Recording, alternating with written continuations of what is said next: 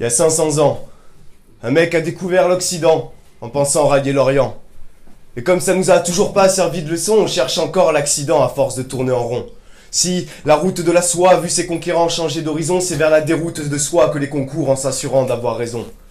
On est tous dans le même bateau, ne voulant manier que l'un des 4 points cardinaux en bon manichéen, hissant les voiles de la science à usage unique quand se dévoilent dans le silence les visages cyniques, les visages de celles et ceux qui, faute de mieux, agrémentent une existence en manque de palpitants. Les visages qui scellent l'effort en vœux pieux et mentent sur les distances entre les habitants d'une même cité, d'une même patrie, d'un même continent, cela qui me mène à citer par cet écrit un homme pertinent. Tout le monde a mal aux dents de la même façon. Tout le monde regarde sa mère de la même façon. Tout le monde regarde une femme de la même façon. Tout le monde aime ou n'aime pas les épinards de la même façon.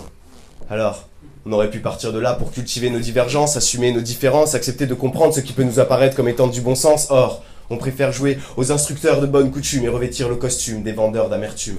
Quand les tableaux qu'on peint sont des faux, que nos miroirs cachent les défauts, ou quand on jette les défauts, s'attendre à ce que les aléas soient des faux qui coupent l'herbe sous le pied, alors c'est la faute aux autres, à pas de chance, que quand les choses vont bien tourner, c'est grâce à nous, à notre bon sens, on se regarde en chien de faïence, le présent est vide errance, ne prenant garde qu'à nos défaillances, méprisant les vies d'errance, qu'à notre vue, des vies dérange, alors de vice et de rage, on pratique le déni d'échange, rapport de vents et d'orages, c'est une sorte de ciné en noir et blanc, sans aucune nuance de gré. Depuis que les charlots sont des savants, les temps modernes n'ont rien de muet. Les gens valjean ne s'enfuient plus par les égouts de la capitale, et les gens valsants ne s'affirment plus que par leurs égaux de capitaine. Persuadés d'être des modèles, c'est avec opiniâtreté que l'on voudrait s'ériger comme tel, brandir nos opinions en traité, clamer, brailler, militer sur tous les débats qu'on a trop fait, faire preuve de fausse humilité, réclamer médailles et trophées, ivre d'action, à poursuivre l'accusation, en oubliant minutieusement de se remettre en question, le doigt pointé sévèrement vers dirigeants, influences, société, ancien temps, la mère, le mari, l'amant, mais aussi le patron, l'employé, le vieux con, le jeune paumé, le citadin, le campagnard, le maghrébin, le noir, le communiste, le facho, le féministe, le macho, l'anarchiste, le réglo, l'athéiste, le catho, l'abstentionniste, l'électeur, le fataliste, le rêveur, l'assisté, le travailleur, le flic armé, le casseur, le banlieusard, le bobo, le couche-tard, le lefto, le sportif, le feignant, l'impulsif, l'apaisant, c'est tous ceux qu'on apprécie et ceux qu'on n'aime pas, c'est elle, c'est lui, c'est vous, c'est moi.